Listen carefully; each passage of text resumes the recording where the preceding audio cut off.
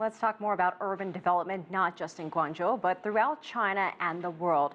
Adam Mayer joins us from San Francisco. He's an architect and expert in urban planning. Thanks for joining us. Adam, I want to start by reading something from your blog comparing China's development with the video game Tetris. It says, Chinese planners and local officials are often doing their best to keep the game going.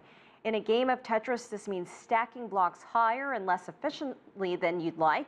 In Chinese cities, this means pushing development further away from the center of the city. So, Adam, how difficult is it for developers to keep up with a growing and shifting population?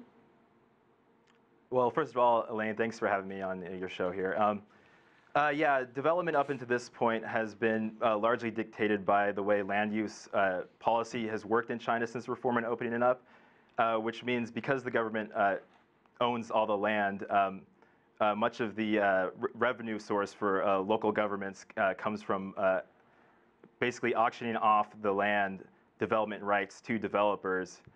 And what that means is they've been doing this to promote development and to discourage land speculation. Once a developer successfully bids on the land, they have a time limit in which they can build. Now, going forward, and I think the central government is looking at ways to curb this kind of development, because what you have is local governments pushing out the boundaries to sell land and generate revenue.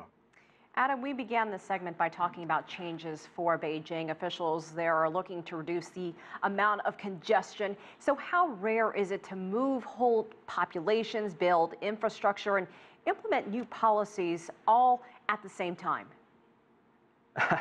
I would say that's a pretty uniquely Chinese mode of development. You know, in the case of Beijing, it's kind of been a victim of its own success in a way.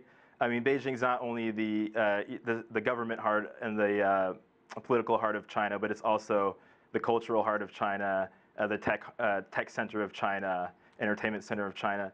So what the Beijing government and the central government's trying to do now is move what's called non-core functions outside of the city. This includes manufacturing, logistics, wholesaling, as well as some parts of the higher education system, mostly undergraduate education. There are different ideas around the world for how to build infrastructure. Some governments, including in China and in Europe, believe in rail systems. In the United States, the projects are mostly highways for cars. What is the best solution, or does it really depend and vary from country to country? It does depend on country to country. And at the time that the U.S. developed its highway system, the car was a relatively new technology. So I like to say that in the U.S. we had kind of a love affair with the car, and we developed our highway infrastructure kind of at the expense of public transportation networks and trains and whatnot. China's approach seems to be just build it all, which I think makes sense, but still you still have major congestion in places like Beijing. And I know now for a while there's been limits on certain days when people can drive in certain parts of the city. I think the government probably going forward is going to continue with those limitations, and if they keep on expanding public transportation networks, one can hope that in the future that the congestion will ease up a bit. Adam, you are an architect. What do you think is the best solution for housing a growing population, especially in developing countries? Well, China's approach so far has been to build these giant towers everywhere. And this has been a relatively good solution to house a quickly urbanizing population really fast.